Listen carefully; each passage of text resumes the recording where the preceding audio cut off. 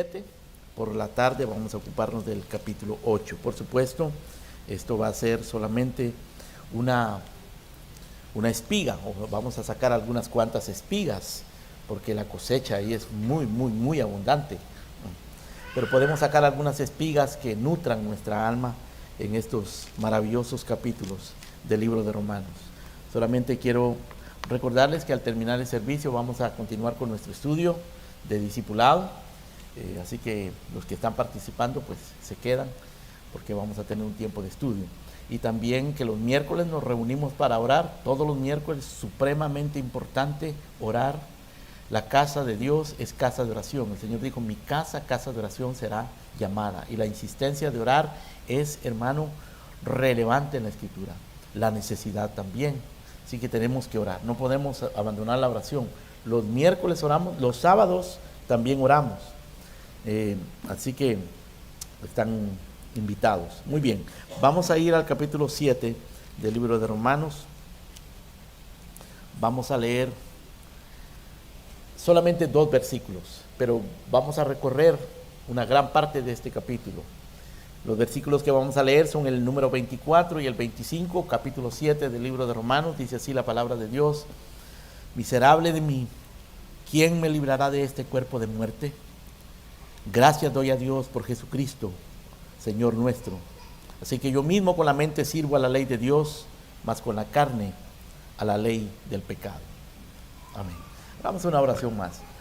Padre nuestro que estás en los cielos, te damos gracias por tu palabra, te rogamos el entendimiento que tu Espíritu Santo brinda, Señor, para que podamos captar lo que tú quieres hablarnos al corazón sobre el pecado, sobre nuestra necesidad, Señor, sobre el conflicto, sobre la victoria encima de este pecado. Gracias, Padre, por tu Espíritu, gracias por nuestro Señor Jesucristo.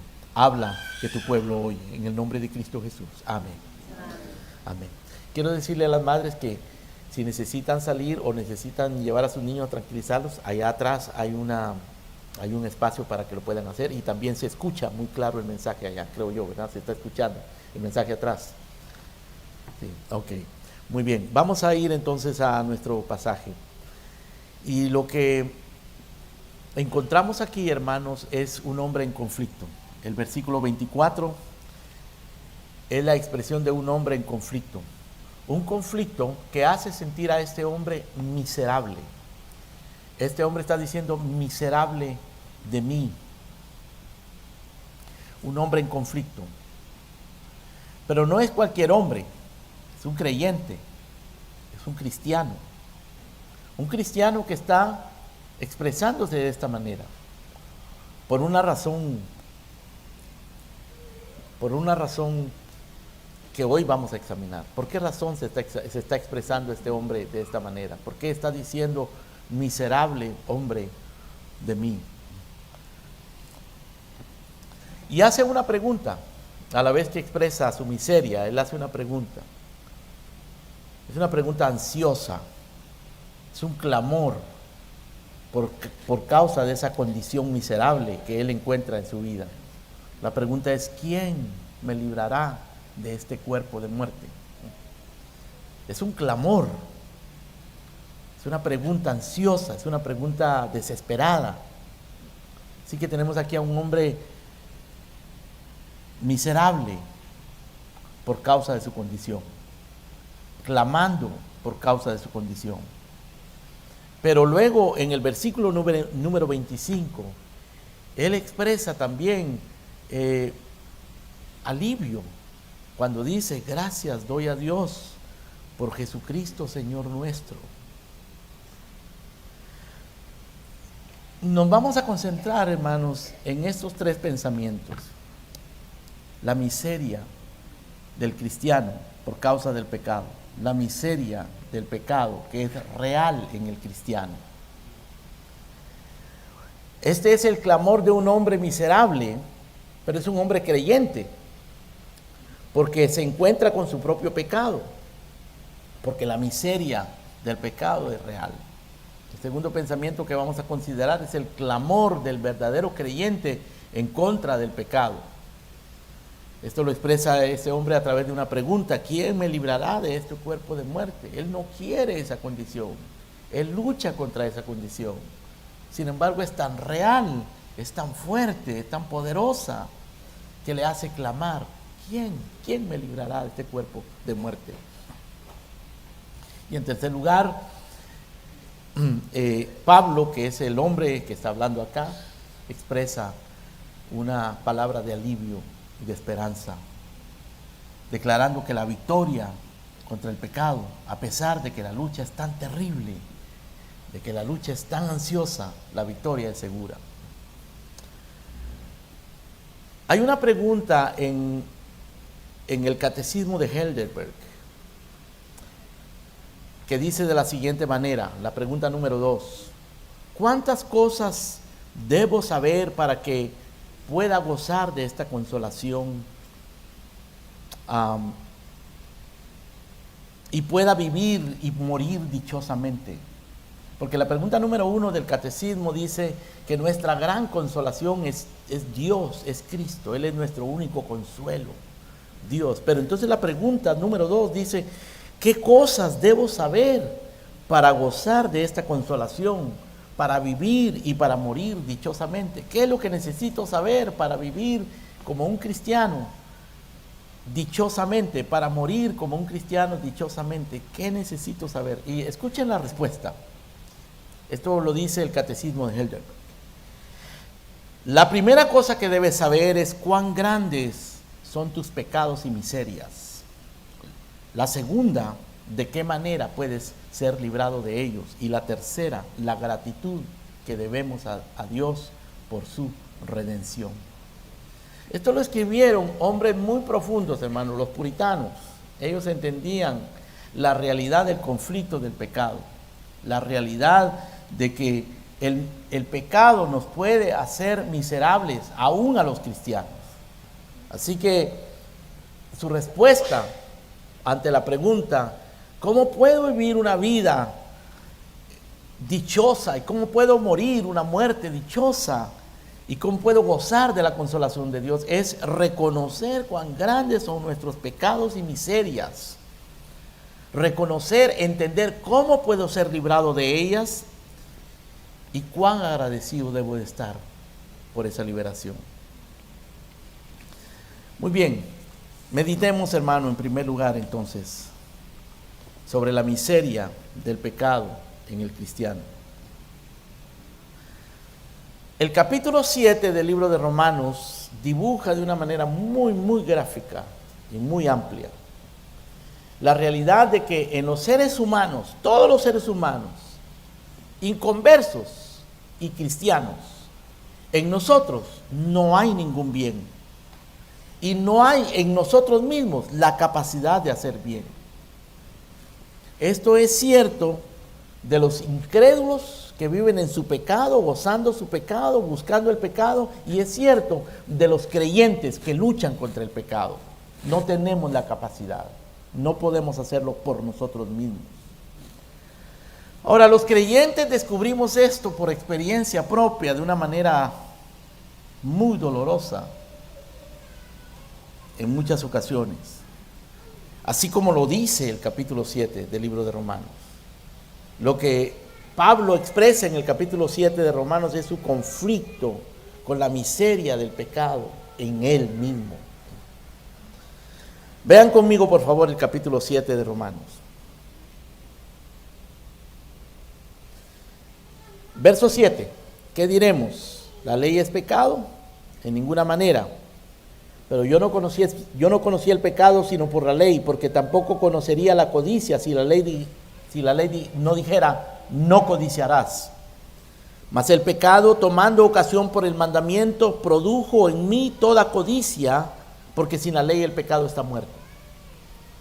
Ahora, aquí Pablo comienza, hermanos, a explicarnos cómo opera el pecado en conjunción con la ley. Ahí está la ley de Dios, que es perfecta, la ley de Dios que demanda obediencia, que demanda santidad, la ley de Dios que demanda conformarnos al carácter divino, santo y divino de Dios. Ahí está la ley de Dios, y aquí estamos nosotros. con nuestro pecado, con nuestra impotencia. Y entonces Pablo dice, yo no conocía el pecado hasta que conocí la ley. Yo no conocía la codicia, no sabría nada de la codicia si la ley no dijera, no codiciarás. Ahora, básicamente lo que Pablo está diciendo acá es, él no está diciendo que no tenía pecado, él está diciendo que no se daba cuenta de su pecado. Eso es lo que le está diciendo.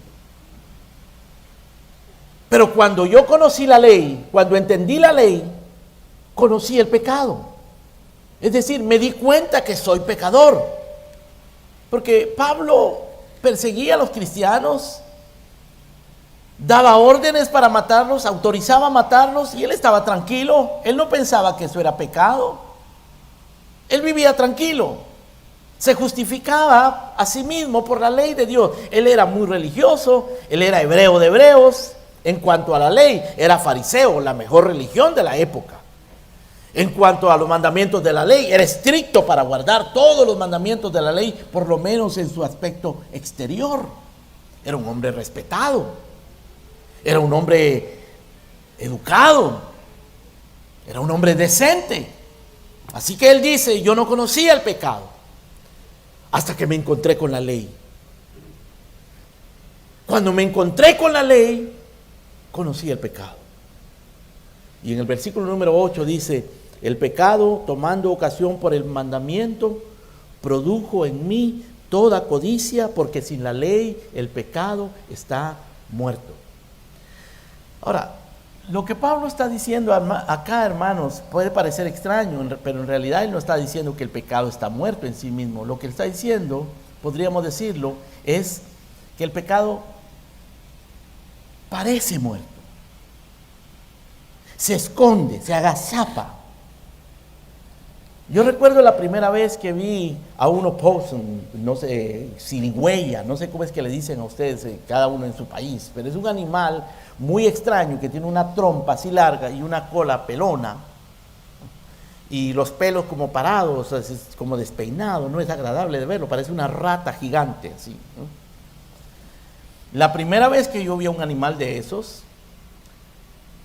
se me atravesó por el camino y me pareció muy, muy extraño. Nunca había visto una cosa semejante. Y luego cuando regreso de donde iba, que iba no muy lejos, lo encuentro tirado, muerto. Y luego cuando vuelvo a regresar, está caminando otra vez.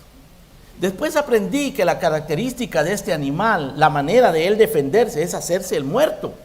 Se hace el muerto. En cuanto se siente amenazado, estira las patas y dobla los ojos y parece muerto.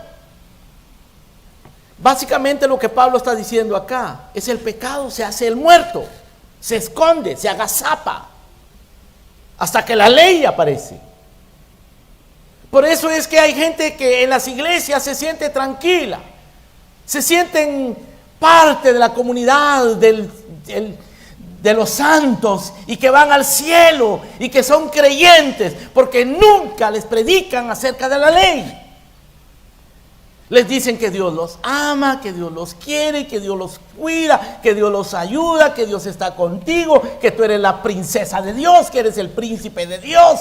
Y la gente se siente pues muy divina, se siente muy satisfecha, muy cerca de Dios. Así se sentía Pablo. Pablo decía, yo era hebreo de hebreos en cuanto a la ley fariseo, irreprensible en cuanto a guardar los mandamientos. Pero todo eso, ahora lo tengo por basura. Era basura, mi religión era basura, mi confianza en mí mismo era basura. Básicamente, hermano, Pablo lo que está contándonos acá es cuando él tuvo ese episodio en su vida de encontrarse con la realidad de su propio pecado. Él dice en el verso número 10, en el verso número 9, dice, yo sin ley vivía en un tiempo, pero venido el mandamiento, el pecado revivió y yo morí. Ahora, Pablo conocía la ley, mentalmente él la conocía, pero él se justificaba con esa misma ley, usaba la ley para justificarse. Era como los fariseos. El Señor Jesucristo les dijo: los fariseos se conforman con limpiar el vaso por fuera, aunque adentro esté lleno de inmundicias. Los fariseos son como sepulcros blanqueados, por dentro están muy bien adornados, llenos de flores, pero adentro están llenos de huesos muertos.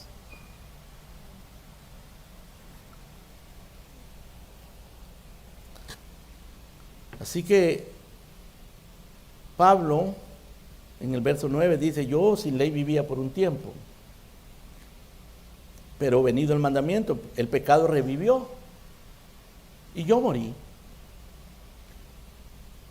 Porque el pecado, dice el verso 11, tomando ocasión por el mandamiento, me engañó y por él me mató. De manera que la ley a la verdad es santa, el mandamiento es santo, justo y bueno. O sea, el pecado es perfecto, la ley es perfecta, la ley es perfecta, la ley es santa, la ley es justa, es buena. Porque la ley de Dios refleja el carácter de Dios. Entonces Pablo pregunta en el verso 13, lean conmigo: luego lo que es bueno vino a ser muerte para mí.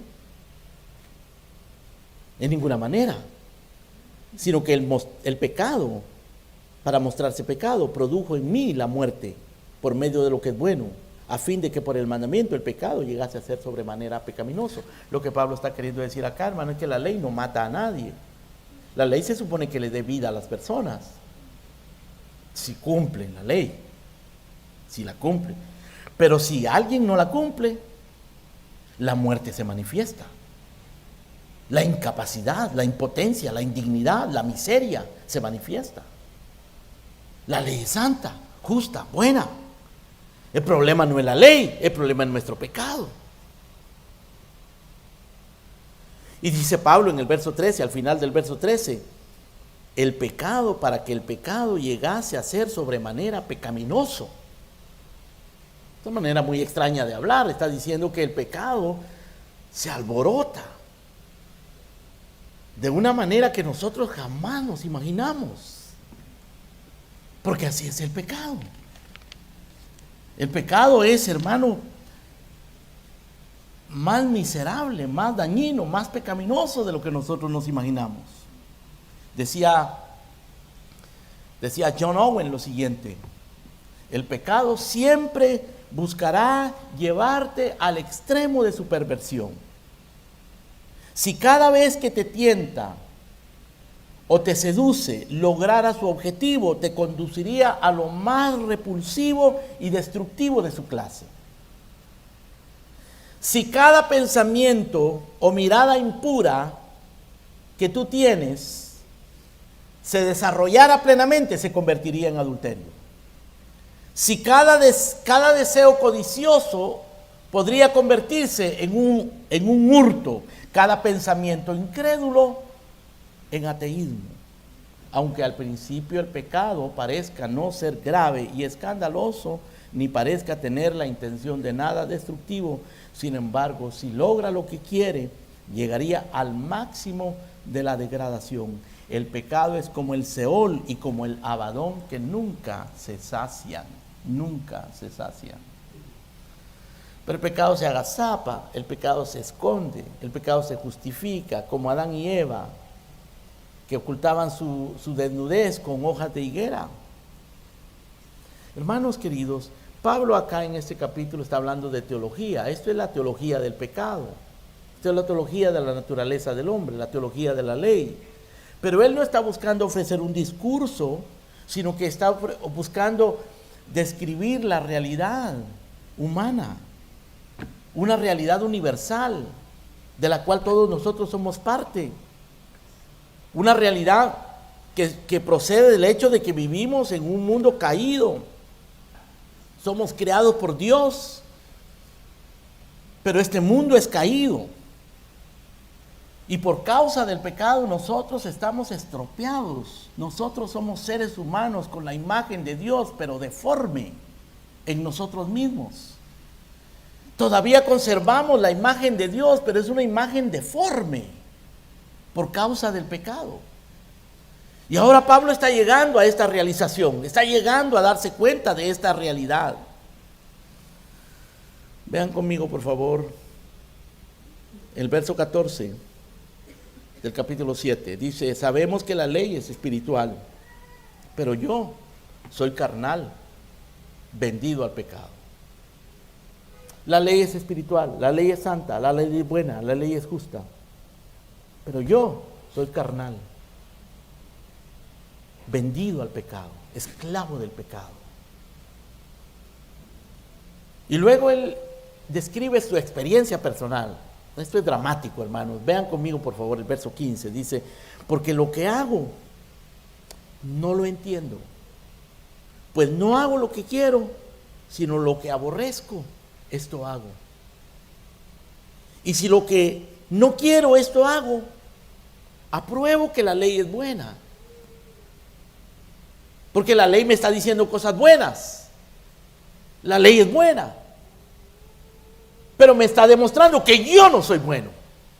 Me está demostrando que yo soy miserable, que yo no soy bueno. En el verso 17 dice Pablo, de manera que ya no soy yo quien hace aquello, sino el pecado que mora en mí.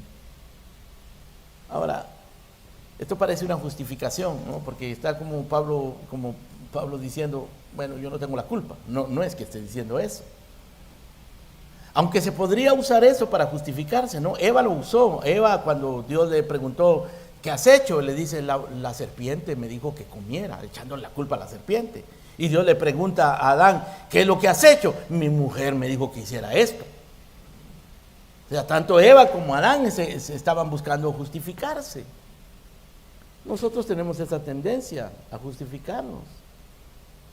Siempre tenemos una buena excusa para las cosas, hermano. Es una cosa miserable, es algo horrible, que nosotros siempre estamos tratando de ocultar las cosas. Es así, es una realidad continua. Y esto es con lo que Pablo está luchando acá. Pero al final de cuentas se da, él llega a la realización de que sí, en realidad él no puede, y que no es él. Hay alguna fuerza interna dentro de él que lo mueve al pecado. En el verso número 18 dice, yo sé que en mí, esto es, en mi carne, no mora el bien. Porque querer el bien está en mí, pero no el hacerlo. Porque no hago el bien que quiero, sino el mal que no quiero, eso hago. Y si hago lo que no quiero, ya no lo hago yo, sino el pecado que mora en mí. Así que queriendo yo hacer el bien, encuentro esta ley, que el mal está en mí. Porque según el hombre interior me deleito en la ley de Dios, pero veo otra ley en mis miembros que se revela contra la ley de mi mente y que me lleva cautivo a la ley del pecado que está en mis miembros. Miserable hombre de mí. Si ustedes vienen después de este sermón, vienen conmigo y me dicen, pastor, esa lucha yo la tengo. Yo tengo ese problema. Yo vuelvo a caer en el pecado y me atrae ese pecado. Y tú me preguntas, ¿cómo yo puedo resolver eso? No hay manera de resolver eso humanamente, hermanos. No hay fuerza humana para resolver eso. Esa es la razón por la que Pablo termina expresando en el verso 24, miserable hombre de mí, ¿quién me librará de este cuerpo de muerte? Y él está hablando ahí de su cuerpo físico, pero no está degradando el cuerpo. Lo que está queriendo decir es que el pecado se manifiesta a través de su cuerpo. El pecado le sale por los ojos. O le entra por los ojos, le sale por los ojos, por los oídos. El pecado él lo practica con las manos, con los pies, con los pensamientos. Entonces él dice, este es un cuerpo de muerte, aquí lo que hay es muerte, un cadáver adentro de mí. Hermanos, y este es el Evangelio. El Evangelio es el Evangelio, que quiere decir buenas nuevas, porque la miseria de los seres humanos es real.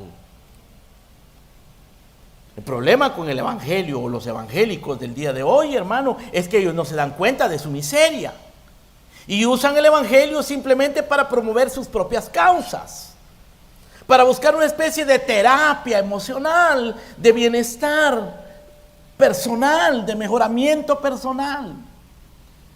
Pero eso no es el evangelio. El evangelio tiene que ver con la realidad espantosa, horrible, miserable del pecado. que es lo que Pablo está plasmando en este pasaje. La miseria del pecado es real. Pero aquí está hablando un creyente. Y esto, como dije hace un momento, hermano, es teología. Esto es teología profunda, pero no es teología teórica. Y a algunas personas les parece ser algo muy abstracto, muy irrelevante e impráctico. Pero para Pablo esto no era impráctico, era la realidad de su vida. Y es la realidad de todo verdadero creyente. Para un verdadero creyente esto no es abstracto, esto no es impráctico, porque el verdadero creyente vive a la luz de Dios y esa luz revela sus tinieblas, su necesidad y su miseria. De aquí podemos concluir, hermanos, que cuando alguien lucha contra el pecado, es una buena seña. Quiere decir que Dios está trabajando contigo. Cuando alguien comienza a hacerse consciente de su pecado, es una buena seña espiritual. Porque eso está dando evidencias de que Dios está trabajando contigo, evidencias de que probablemente tú estás vivo, de que tienes vida, o Dios quiere darte vida. Pero si alguien vive en el pecado sin preocuparse, no le importa su alma, no le importa lo eterno, no le importa lo celestial, no le importa la verdad, encuentra la Biblia irrelevante, encuentra la iglesia aburrida, encuentra a los cristianos gente sin ningún interés. Eso es una mala evidencia, por lo menos de tu vida espiritual. Quiere decir que tú eres mundano, que tu vida es mundana, es terrenal.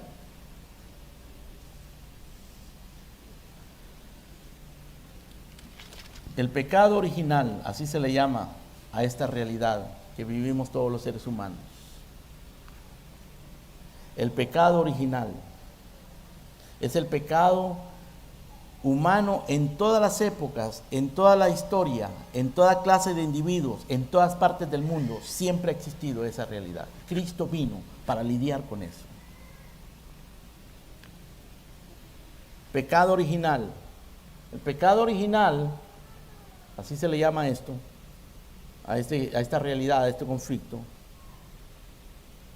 es el hecho de que cada hombre y cada mujer nacemos con una infección espiritual, un virus espiritual, nacemos así, en nuestro ADN espiritual. Está este virus del pecado, que nos induce a pensar lo malo, a hacer lo malo, a preocuparnos solo por nosotros mismos. Todo el mundo nace con él. Y no puede ser erradicado en esta vida. No hay nada que sane el pecado. No hay absolutamente ninguna religión, ninguna doctrina, ninguna buena obra, ningún esfuerzo, ningún ritual que sane el pecado. No existe. Aún los más fervientes cristianos retienen esa lucha contra el pecado. Es una enfermedad que nunca se sana. El Señor Jesucristo, por su gracia, perdona el pecado y lo controla. Lo controla de tal modo que ya no sorprende y no domina al verdadero creyente. El verdadero creyente es capaz de resistir al pecado, pero no se puede librar de él, de sus influencias, de su conflicto. El verdadero creyente también tiene conflictos con el pecado. Así es, hermano. Eso es lo que Pablo está diciendo. Por eso nos manda a mortificar el pecado, a esforzarnos contra el pecado. Por eso nos manda a negarnos a nosotros mismos, a tomar nuestra cruz y a seguirlo. La verdadera vida cristiana es una vida de batalla contra el pecado.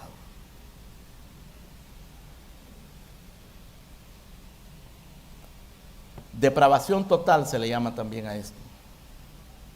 No es depravación absoluta. La depravación absoluta quería decir que todos nosotros seríamos unos asesinos y unos depravados sexuales o depravados morales y viciosos, pero no lo somos. O no lo es el mundo entero. No toda la gente, hay gente decente en el mundo, aún incrédulo. Pero aunque sean decentes, la depravación total quiere decir que en todas las áreas de su vida se manifiesta el pecado, aunque sea de una manera muy sutil y muy decente. A veces el pecado se manifiesta decentemente, respetuosamente. porque se agazapa.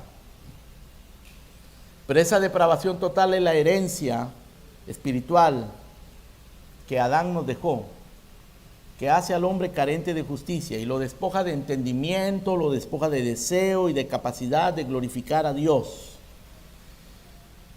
Esa depravación total hace que el hombre rechace la voluntad de Dios, que ame sus deseos egoístas y que ame su voluntad pecaminosa, lo impulsa hacia el pecado y lo hace incapaz de no pecar, es decir, siempre va a pecar de una manera o de otra, ya sea de intención, de pensamiento, de hecho, pero va a pecar. No es una depravación absoluta, repito, pero es total.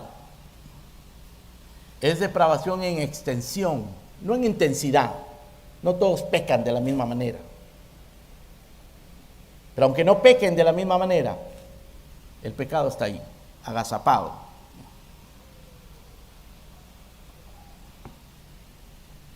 Espero que te des cuenta que esto está hablando de ti y de mí. Pablo estaba hablando de su propia experiencia, está hablando de la experiencia universal de todo creyente. Y espero que te des cuenta de que necesitas lidiar con tus pecados. Y tienes que aprender a reconocerlos y a lamentarlos y a sentir la miseria de tu pecado. ¿Cuál es el pecado en particular que te acosa a ti? Porque todos tenemos, y algunos pecados son secretos que nadie lo sabe. Nadie, hermano, solo tú lo sabes. Y Dios lo sabe. Pero si eres un verdadero creyente, sufres por eso. Luchas contra eso. Cuando la tentación llega, cuando la seducción, cuando el acoso llega.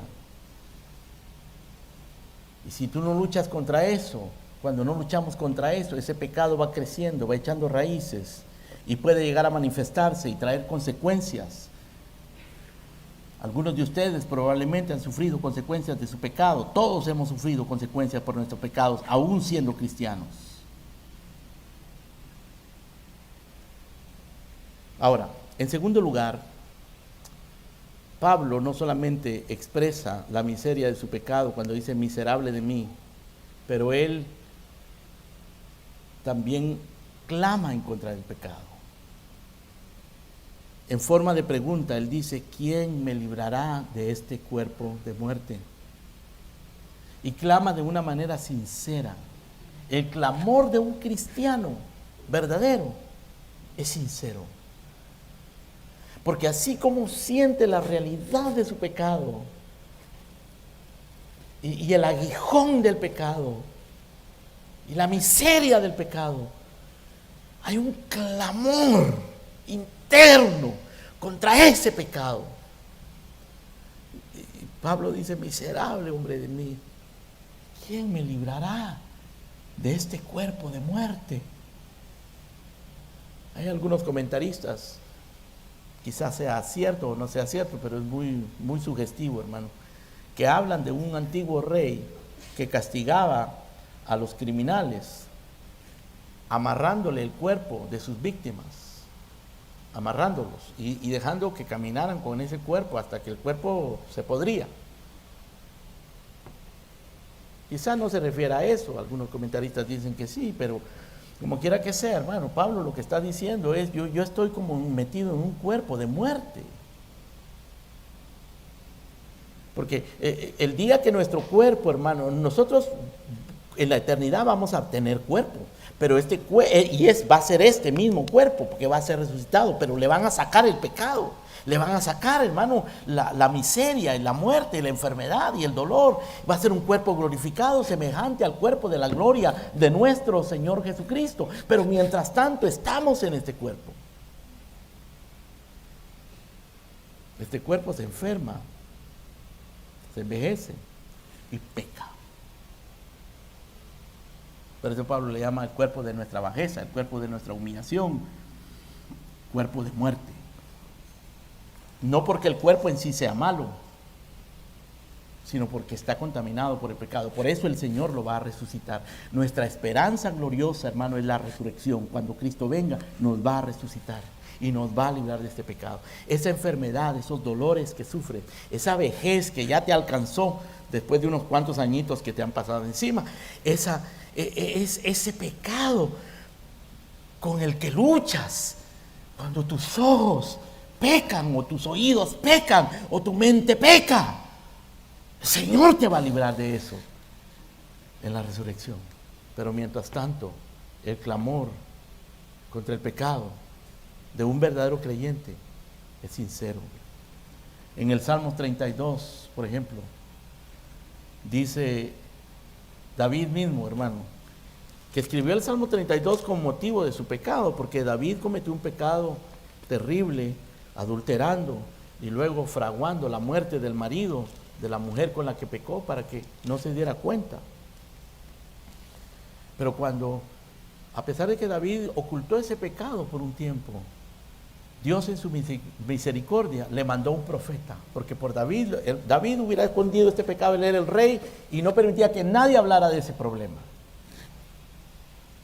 Y él mismo se acallaba su conciencia, porque esa es la naturaleza del pecado, tratar de acallar la conciencia y poner atrás el pecado.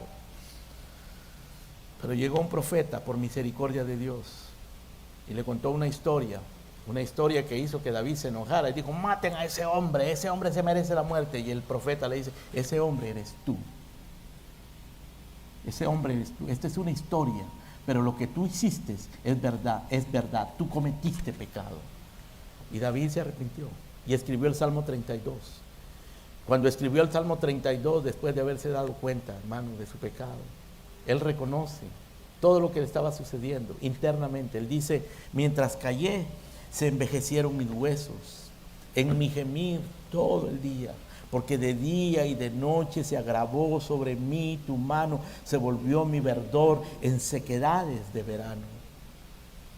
Él sentía la mano del Señor, él actuaba como que nada estaba pasando, pero la mano del Señor se agravaba sobre él y sentía envejecerse por dentro, sentía pudrirse por dentro, seco por el pecado, porque al verdadero cristiano, hermano, el pecado lo seca. A los mundanos no. Los mundanos viven felices con su pecado, no se dan cuenta del pecado. Como el hijo pródigo en la pocilga, ahí estaba con los cerdos, no se daba cuenta. Con el mal olor, la pudredumbre, la miseria, allí degradado, hasta que volvió en sí. Dice la Biblia, volviendo en sí, dijo: ¿qué estoy yo haciendo acá? ¿Yo qué estoy haciendo en este lugar? En esta miseria, en esta podredumbre, y me estoy muriendo de hambre. ¿Y cuántos jornaleros en la casa de mi padre tienen abundancia de pan? Y yo aquí me estoy muriendo de hambre. Te estás muriendo de hambre en tu pecado te está pudriendo, tu pecado te está destruyendo y no te das cuenta. Pero hay un Padre misericordioso. David, hermano, expresa eso en el Salmo 32. En el verso número 3, verso número 5, dice David, Salmo 32, verso 5, dice: mi pecado te declaré y no encubrí mi iniquidad. O sea que la estaba cubriendo. Pero dice: lo declaré y no encubrí mi iniquidad. Dije: confesaré mis transgresiones al Señor, y tú perdonaste la maldad de mi pecado. Hermano, ¿cómo puede ser la experiencia de alguien que se le está secando sus huesos? Que se está secando por dentro, que siente la mano de Dios, y después de que confiesa su pecado, el Señor lo perdona. El perdón es el regalo más maravilloso que hombre alguno pueda recibir cuando se da cuenta de su pecado. Es como el hijo pródigo cuando regresó a la casa. Regresó harapiento, regresó maloliente, regresó miserable, fracasado. Y esperaba que el padre le dijera: bueno, vete allí a cuidar animales, vas a ser mi criado. No, el padre no le dijo eso. El padre lo abrazó lo besó, llamó a los criados, les dijo: cámbienle su ropa, pónganle zapatos, pónganle anillo, manden a matar el becerro gordo, hagan fiesta porque este estaba muerto y ha resucitado, estaba perdido y lo he encontrado, ha regresado mi hijo. Ese es Cristo, hermano. Pero este hombre tuvo que clamar: ¿cuántos jornaleros en la casa de mi padre tienen abundancia de pan? Me levantaré e iré y le diré: Padre, he pecado contra el cielo y contra ti, no soy digno de ser llamado tu hijo. Dice David en el Salmo 32: por esto orará a ti todo santo en el tiempo que puedas ser hallado. Por esto orará a ti todo santo. Los verdaderos santos oran, hermano, oran. Los verdaderos cristianos oran, claman, suplican, se arrepienten, se humillan, reconocen, confiesan su pecado. Hermanos, la contrición de David era real. No era suficiente, pero era real. Y por la gracia de Dios, él no simplemente se sintió triste del pecado, porque hay gente que se siente triste del pecado, pero no lo deja. David se sentía triste, miserable, pero por la gracia de Dios, él fue más allá. Y se arrepintió de verdad, no simplemente se sintió triste. Porque el verdadero arrepentimiento no es simplemente sentir: oh, soy pecador, sí, soy pecador. No, no se trata solo de eso. David, hermano, manifestó la realidad, la evidencia, las evidencias reales de su arrepentimiento de tres maneras. Primero, él se apropió de su pecado. Él dijo: mi pecado te declaré. Se apropió de su pecado. Segundo, él reconoció que no solo era su pecado, sino que él había pecado contra Dios. Confesaré mis transgresiones al Señor. Él confesó que había pecado contra Dios, porque el pecado, hermano, puede ser contra una persona, puede ser que nosotros hayamos arruinado nuestra vida por el pecado, pero al final es un pecado en contra de la ley de Dios. Estamos pecando contra Dios. En tercer lugar, aparte de que David se apropió de su pecado, reconoció que era un pecado contra Dios, él confesó su pecado abiertamente. Y eso, hermano, lo transformó. Su vida cambió. Luego tuvo que aceptar las consecuencias de su pecado, ¿saben? Porque el profeta llegó con David y le dijo: David, tu pecado ha sido perdonado, pero la espada no se apartará de tu casa. Las consecuencias tú las vas a tener que aguantar, las vas a tener que sufrir. Pero ya estás perdonado, David. Y eso era lo que él quería, el perdón. Pero las consecuencias las sufrió, hermano. David vivió una vida muy triste de ahí en adelante como consecuencia de su pecado. Así que el corazón del arrepentimiento implica apropiarnos de nuestro pecado, reconocer que hemos pecado contra Dios y confesar ese pecado abiertamente a Dios. No solamente reconocerlo y decir: soy pecador, pero confesarlo delante de Dios y seguir dependiendo de Él para no volver a caer en Él. El Señor le dijo a aquella mujer: vete y no peques más, porque había cometido adulterio. Hermano, no es natural que nosotros nos apropiemos de nuestro pecado. Nosotros procuramos siempre racionalizar el pecado, justificar nuestro pecado. David se apropió de su pecado, reconoció su pecado. Confesaré mis transgresiones, dice. Él no encontró justificación, ya no encontró justificación, lo único que encontró fue culpa. Eso fue todo. Si tú todavía encuentras justificación y no encuentras culpa, y dices: sí, pero hace falta que el Señor siga obrando en tu vida. El verdadero arrepentimiento se apropia de la culpa del pecado. Reconoce que el pecado es contra Dios. En el Salmo 51 dice David: contra ti solo he pecado y he hecho lo malo delante de tus ojos. ¿Por qué dice David contra ti solo he pecado? Si él había pecado en contra de Uría Eteo, y había pecado en contra de la mujer con la que cometió el adulterio, y en contra de todo el reino porque quería engañado a todo el mundo, pero él dice: el pecado fue contra ti, Señor. El padre también dice, el hijo pródigo le dice al padre: he pecado contra el cielo y contra ti. He pecado contra el cielo y contra ti. Si confiesas con tu boca que Jesús es el Señor y crees en tu corazón que Dios le levantó de los muertos, serás salvo. Tienes que confesar. Pero la confesión viene acompañada de estas dos cosas. No es una simple confesión de boca, es una confesión del corazón, hermano. Una confesión con una conciencia herida. El pecado guía a la muerte, pero el arrepentimiento guía a la restauración.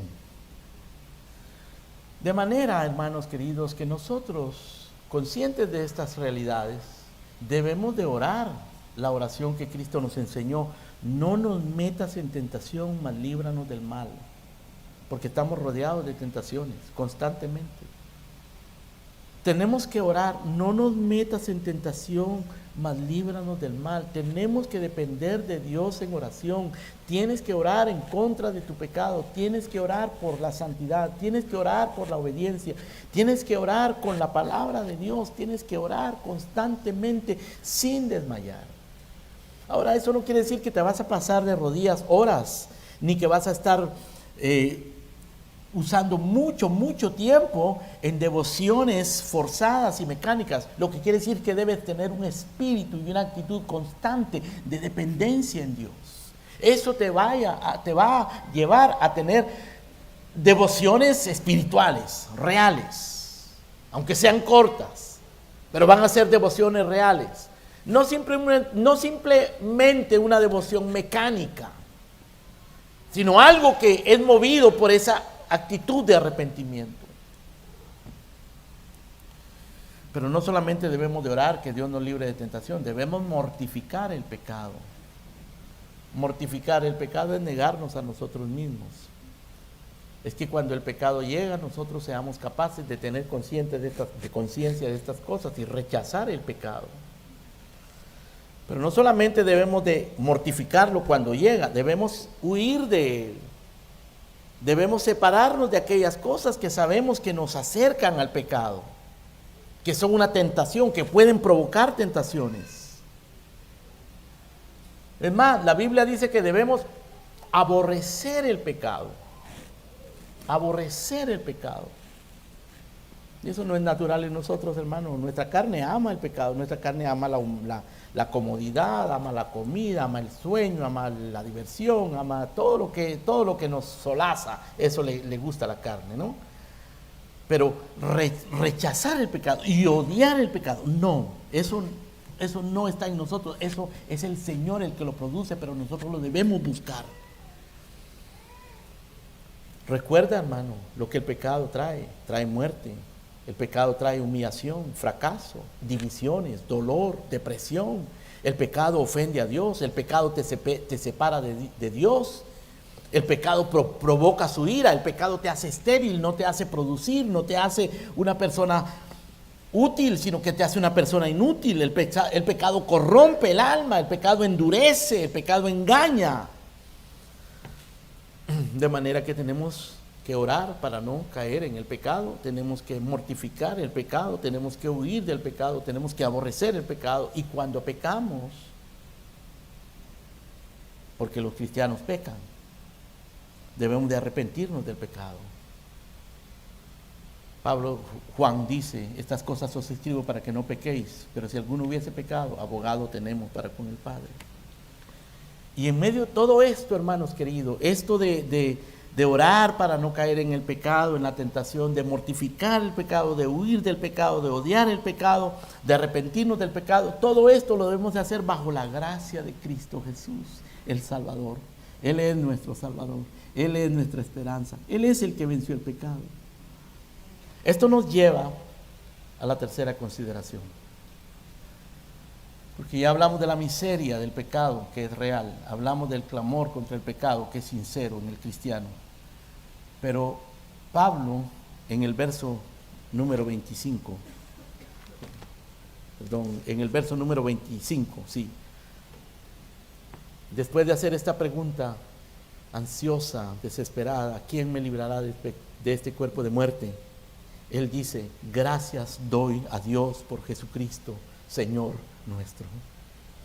Gracias doy a Dios por Jesucristo, Señor nuestro. Tiene algo en medio de su miseria de lo cual estar agradecido, y es Jesucristo. Y luego viene el capítulo 8, del cual nos vamos a ocupar más detenidamente esta tarde, hermanos. El capítulo 8 se trata de eso, de esa respuesta, de ese agradecimiento. El capítulo 7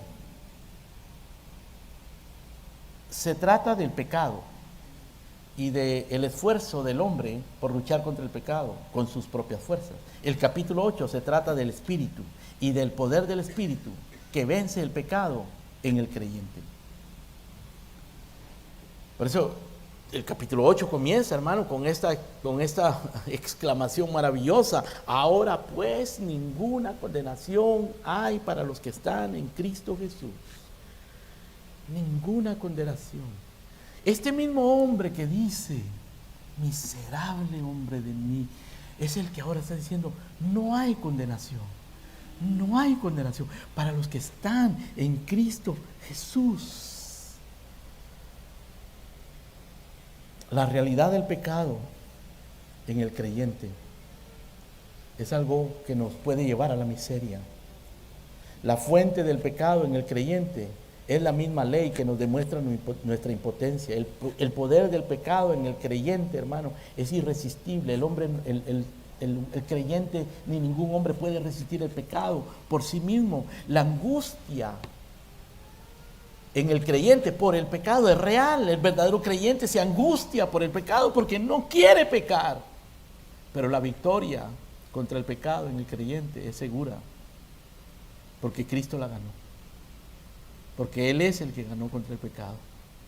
Él dice, gracias doy a Dios por Jesucristo, Señor nuestro. Esto es lo que Pablo le llama la justicia aparte de la ley. La justicia que no se alcanza guardando la ley. La justicia que no se alcanza con nuestros propios esfuerzos ni por nuestros propios méritos. La justicia que se alcanza por la fe en el Señor Jesucristo. La justicia que se alcanza refugiándonos en su sangre, refugiándonos en su gracia, en su cruz.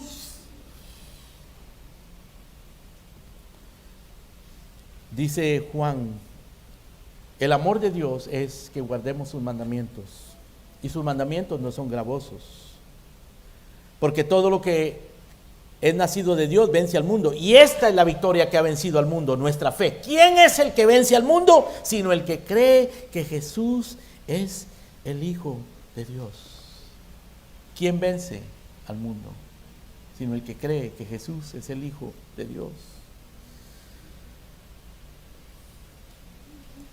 En el libro de Apocalipsis encontramos, hermano, este pasaje en el capítulo 12, en el verso 10.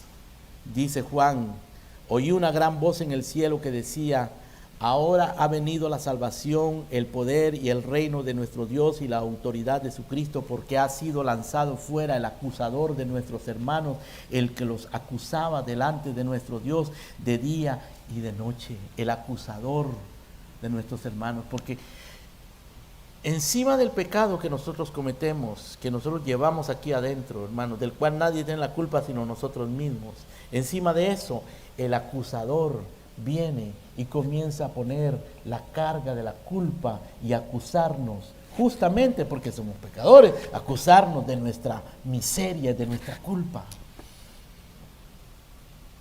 Y el mundo nos seduce y nos endurece. Pero dice aquí en este pasaje, en Apocalipsis capítulo 12, verso 11, ellos le han vencido por medio de la sangre del Cordero y de la palabra del testimonio de ellos, y menospreciaron sus vidas hasta la muerte. O sea, aquí está hablando de un caso extremo, hermano, en el cual un verdadero cristiano, sustentado por el Espíritu, movido por el Espíritu, es capaz de luchar contra el pecado hasta la muerte. Ahora, el escritor de Hebreos dice que nosotros no hemos luchado contra el pecado hasta la sangre. Nosotros no nos ha tocado luchar hasta ese punto. Pero cuando sea necesario al verdadero cristiano, Dios le va a dar la gracia para luchar contra el pecado. Si tú eres un verdadero cristiano, tú puedes salir de ese pecado. Tú puedes vencer ese pecado, no con tus propias fuerzas, sino con las fuerzas que vienen de Él, por su gracia. Pablo dice: gracias doy a Dios por Jesucristo, Señor nuestro. Claro, en esta tierra no, hermano, en esta tierra no va, la victoria no va a ser absoluta, pero va a ser consistente, va a ser segura.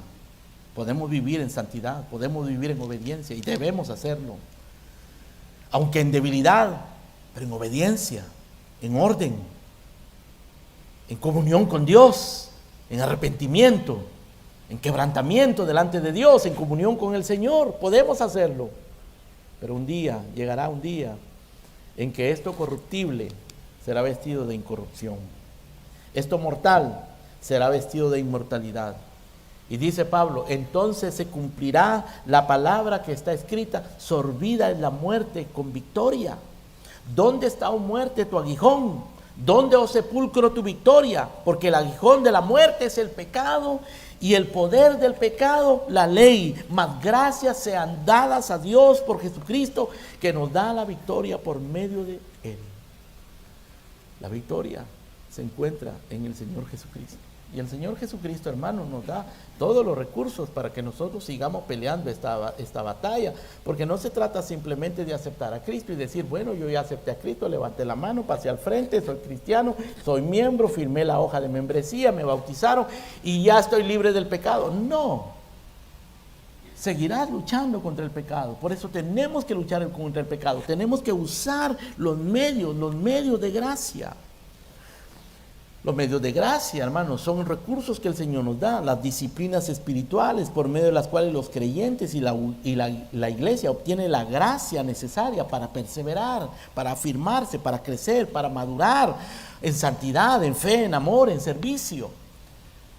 Hay creyentes, hermanos, que son creyentes verdaderos, pero no dan fruto. No todos los creyentes son iguales. Hay creyentes muy fructíferos, hay creyentes inspiradores que inspiran, que uno quisiera ser como ellos, quisiera tener esa piedad y esa perseverancia. Y hay otros creyentes que no, aunque a todos los amamos. Pero ¿sabes en dónde está la diferencia, hermano querido? Está en el uso de los medios de gracia. Si tú usas los medios de gracia de una manera responsable, de una manera consistente, si tú asistes a la iglesia de una manera consistente, mantienes la comunión con el Señor, tu vida de oración, tu actitud de arrepentimiento, y haces uso de la escritura, de la Biblia, la lees y la compartes, y oras al Señor y dependes de Él, vas a crecer espiritualmente. La oración privada, la devoción familiar, la oración pública, la lectura de la Biblia, la predicación, el bautismo para los que no se han bautizado, la cena del Señor, la comunión con los santos, el cantar el día del Señor, guardar el día del Señor, todos esos son recursos que Dios nos da para que nosotros crezcamos, nos fortalezcamos y podamos luchar contra el pecado. Dice la Biblia en el libro de los Hechos, capítulo 2, que los discípulos perseveraban unánimes cada día en el templo, partiendo el pan en las casas, comían juntos con alegría y sencillez de corazón, alabando a Dios y teniendo favor con todo el pueblo. Y el Señor añadía a la iglesia cada día los que habían de ser salvos. Es decir, la iglesia tenía estas disciplinas, practicaba esas disciplinas. Tenemos que ser disciplinados como creyentes. Bueno, no podemos ser creyentes que vivimos solamente del conocimiento teórico de la Biblia. Tenemos que ser creyentes practicantes, creyentes esforzados, creyentes que luchan contra el pecado. Cuando Dios comienza su obra salvadora y santificadora, Él promete perfeccionarla. Y lo hace produciendo en nosotros el deseo y la capacidad de ocuparnos de los medios de gracia, de someternos y de ser diligentes en los medios de gracia, para que nosotros crezcamos con firmeza. Dice el apóstol Pablo, ocupaos en vuestra salvación con temor y temblor, porque Dios es el que os da el querer y el hacer. Dios nos da el deseo. Dios nos hace conscientes de la miseria del pecado. Dios nos hace clamar contra el pecado. Y nos promete la victoria sobre el pecado, pero entonces Él nos da el deseo también de luchar contra el pecado. Y no solamente nos da el deseo, nos da el poder para luchar contra el pecado a través de los medios de gracia. Pero, dice Pablo, ocupaos, ocúpate, ocupaos en vuestra salvación, ocúpense. Los cristianos perezosos, los cristianos indolentes, los cristianos despreocupados e irresponsables, hermano, van a ser acosados por el pecado. Son aquellos de los cuales Pablo dice que edifican con heno, con paja, con madera, con hojarasca, y serán salvos como por fuego. Y quizás alguno diga, algún cristiano irresponsable puede decir, bueno, pastor, o sea que uno se puede salvar, pero y a la vez deleitarme en el mundo, ser medio mundano, ser medio cristiano, puedo. Tu problema, ese es tu problema. Y será un gran problema. Para Lot fue un gran problema. Lot dijo, bueno, yo también soy participante del pacto, Abraham es mi tío, y yo conozco toda la verdad, me voy a ir para Sodoma y Gomorra, y ahí se hace buen negocio, ahí hay gente con la que me puedo relacionar, quizá me encuentro una mi buena esposa, voy a tener una buena familia, allá en Sodoma voy a pasarla bien, y soy parte del pacto. Su problema. Se fue, le fue bien, consiguió mujer, parece que era respetado allí. Pero era respetado por los negocios, no por su espiritualidad. Era respetado porque se convirtió en uno de ellos, no por su santidad, no por su temor de Dios, hasta que terminó en la miseria. El pecado siempre va a traer miseria. Decía un viejo predicador, el pecado te llevará más lejos de donde tú querías llegar, te mantendrá más tiempo el que te querías quedar y te cobrará más caro de lo que pensabas pagar. Pero hay victoria, hermano. Esta tarde hablaremos de la victoria del creyente contra el pecado. Oremos. Padre nuestro, gracias te damos. Porque ciertamente vivimos en un mundo caído, en un mundo donde tenemos que luchar contra la miseria del pecado que es tan real. Un mundo donde clamamos contra el pecado, Señor, sinceramente. Pero necesitamos tu ayuda continuamente. Confiados en la victoria de Cristo. Ayúdanos, Señor, a precioso de nuestro Señor Jesucristo. Gracias, gracias, Señor.